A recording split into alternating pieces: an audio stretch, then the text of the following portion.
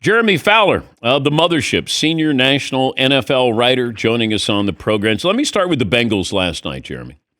Your reaction to the Bengals signing those guys and what that means for the rest of this team on the other side of the ball.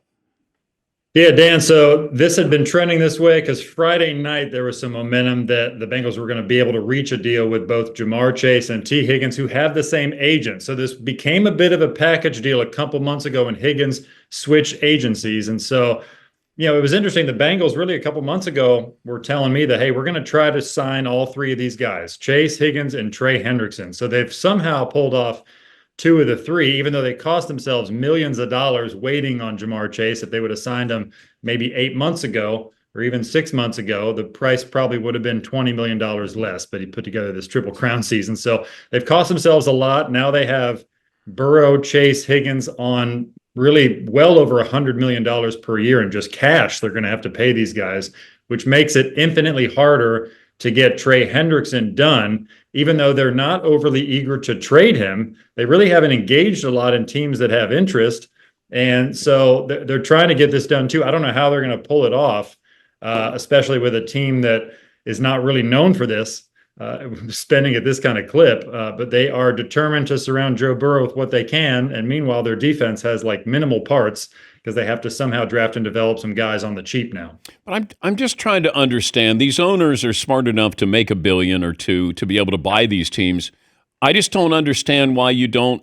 If you know you're going to keep Jamar Chase, then sign him when you can. The Cowboys do this. There are certain teams that you just go, why are they waiting? Now, maybe there's some math involved in this, and I'm not smart enough to understand it. But if you know you're keeping them, then what are you waiting for? Yeah, that's a valid argument. You're seeing it right now. I mean, just an hour ago, Derek Stingley Jr., top cornerback for the Texans, signs for 3 years, $90 million, which is sticker shock for that position. But he's only 3 years into a first-round pick deal. So they already had him for 2 years of contractual control. You do it now to be able to spread that money out over 5 years instead of like 4. So that helps them to do it early. Buffalo's known for that. Like they've been really aggressive with all their veteran players this offseason. Just try to get it done. Whatever the price is now, it's only going to go up. So I think teams are more trying to inherit that logic. The Philadelphia Eagles have mastered that. They're really aggressive. But look, some teams, they either don't want to pay it, or in some cases, they feel like what the agent and the player are trying to get is sort of untenable or something they're not comfortable with. I think that happens a lot. And look, Dallas, I don't know if they'll ever say this, but the fact that they have waited on some of these, it's good for entertainment. Keeps them in the news. We talk about Dallas every day, like Dak Prescott and CeeDee Lamb. There has to be a cost. Well, there has to be a benefit for them associated with waiting 6 months till late August, early September. Even though I think it was a 2 to tango type situation, that wasn't all on the team in that case. But it's good for business, and Dallas knows that. I remember when Dan Orlovsky was on the show, and he said, I don't think Jerry Jones really cares about winning as much as keeping his name, his team in the news. Like, it's hard to fathom that for a guy who seems desperate to win one more Super Bowl, but do you think that's first and foremost? That's the game plan, is we love when you talk about the Cowboys, it's good for business? I think it's both. Both can be true. You can handle all that and still try to win. Like, I was looking at my list because before free agency, I did predict that Dallas would maybe be a little more aggressive than they were last year, or that people thought. Like, there's assumption that they're really cheap and all this stuff, but they signed like up to 7 starters last week. Not to huge money, more role players, but like they filled voids of what could be 7 of their 22 starters. Like, that's pretty, I wouldn't call it aggressive, but that's like, modest shopping.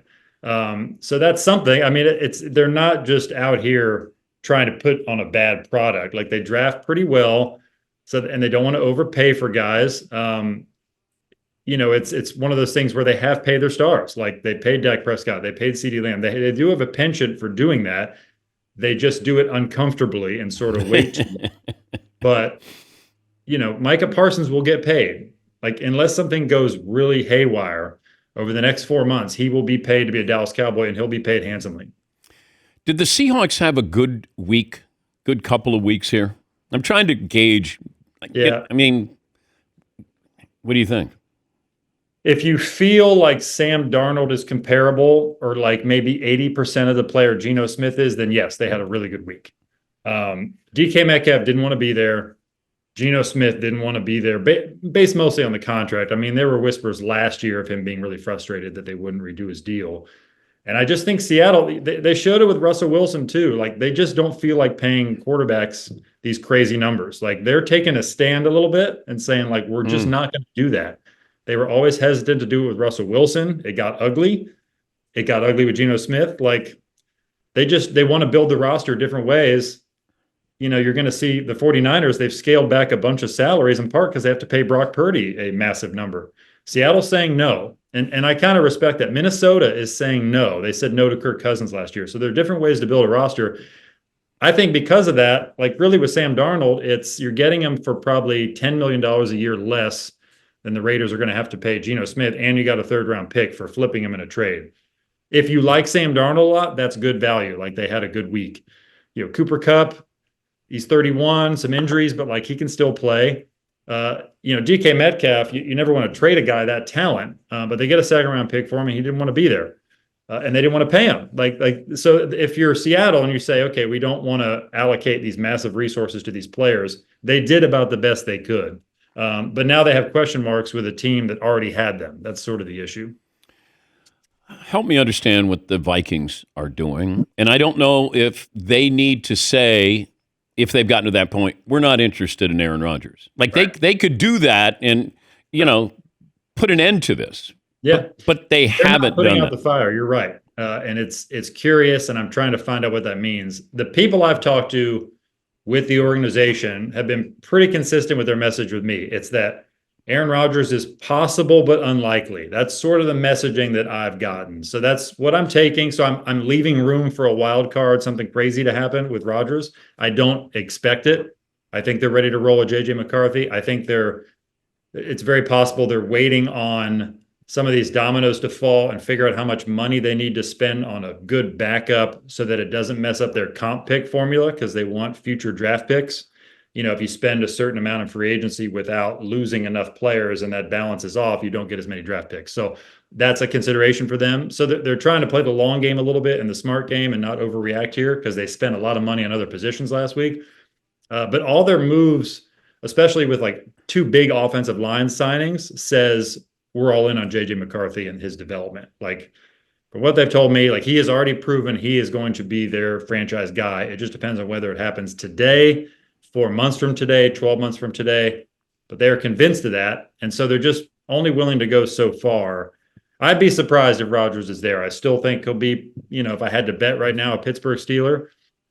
Meanwhile, the Giants are just sort of like scouring the earth for quarterback help. Like they're still having Jameis Winston come in for a visit, Joe Flacco. Russell Wilson was there last week. Like they're keeping all their options open with the hopes that they can still get Rodgers. What's Pittsburgh's plan B?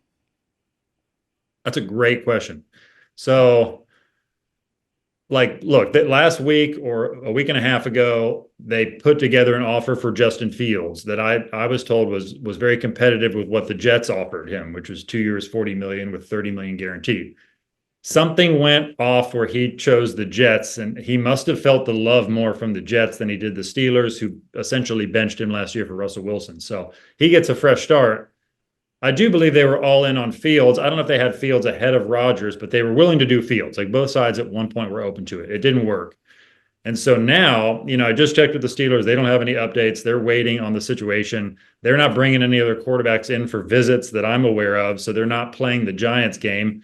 They're waiting on Rodgers. They have Mason Rudolph as a backup. Wow. They signed him just sort of as insurance last year, 2 years, $8 million, because he started games there before. Like they at least know if the bottom falls out, they have him and can draft somebody. I think that would probably be the play at this point. They know Russell Wilson well. I don't sense a lot of momentum with Pittsburgh and Russell Wilson at this point. And plus, you're going back to your third option now. Hey, you started games for us last year, but now you're our number 3. Let's make this work. It just doesn't seem like a even marriage. Damn. And then the Giants have to wait for everybody, right? Yeah. Yeah, the Giants, I do know that Russell Wilson has looked at the Giants as a viable option for a while now, even dating back to the Super Bowl or around the end of the season. So he must have seen some of those dominoes coming. So I do think that will eventually be the play. If the money's right, I think he still looks at himself as a valuable starter, and that costs money. I'm curious how far teams are willing to go just because of the musical chairs he's played the last 3 years with different organizations at quarterback. So, he's got a cap where you have to work it out financially, and these teams will probably be looking more for like a lower end bridge deal. And I don't know if he's willing to accept that at this stage, given all that he's done and all the Pro Bowls that he's made and the Super Bowl pedigree. So that complicates things a little bit. But my sense is, if Rodgers goes to Pittsburgh, Russell Wilson slides right into that Giants spot unless things get crazy. But can you see the Giants taking Shedeur Sanders? Could you see the Giants actually try? Yeah. I don't know if Tennessee's going to actually take Cam Ward. They sound like they are, but I don't believe anything until it happens. But can you see the Giants being aggressive with either one of these quarterbacks? Yes. And even before the Aaron Rodgers talk, when they were going for Matthew Stafford, like they spent a month on trying to get Matthew Stafford and put together big financial packages, and they were sort of left at the altar. But the sense coming out of the combine was if they strike out on Stafford, they're going to go draft. They're going to go heavy there with that third pick, maybe try to trade up. I still think that's a possibility. If you get Rodgers or even Wilson to a lesser extent like that, at least frees you up to not have to do that if you don't want to give up too much. But some of that was predicated on Tennessee wanting to move back. It does seem like now, again, a lot can happen with the draft. I won't make sweeping determinations, but from what I've gathered, they seem pretty comfortable with Cam Ward. Like there's some momentum there with other teams I've talked to league-wide that they feel like they're just going to sit there and take Ward. I know the interviews with Ward have gone well. They feel comfortable with like the mistakes he has made on the field. They feel like he's done a good job of explaining those and can be coached and correct them. And he's got the obvious upside on top of that. So if you equal all that out, you sense a little momentum for the Titans to sit put. That could complicate things for the Giants if they're comfortable with Shedeur at 3 or even moving up to 2. Is that too rich for them? I think they're weighing all those things, but in the short term, they've got to figure this out and at least get a solution bird in hand with a veteran free agent. But can you see the Browns taking Shedeur Sanders? So the Browns have been probably the most unpredictable in all this. Like, they don't have a lot of money to spend. I do think Kirk Cousins could be in play for them because of the familiarity with Kevin Stefanski, but there's not. Atlanta really is just, they don't want to move him. And then if they do move him, they're going to want somebody to pay a good amount of that offset money with the $37 million they owe him. So that complicates things for the Browns because they're paying Deshaun Watson. They're looking at guys like Carson Wentz too as sort of contingency plans. So they've been all over the map, really. They acquired Kenny Pickett last week. So they've been tough to figure out a little bit. I do know that they like Shedeur. To what extent, if they're willing to pick him 2 overall, I cannot say. I do know there's some love there for Shedeur Sanders and sort of his computer brain to be able to, feel out the game mentally. Like they have some respect for what Shedeur can do in that area, maybe more than some teams. Great stuff, Jeremy. Thanks for joining us. Yeah, thanks again, Dan. Appreciate it, man. Jeremy Fowler, ESPN senior national NFL writer.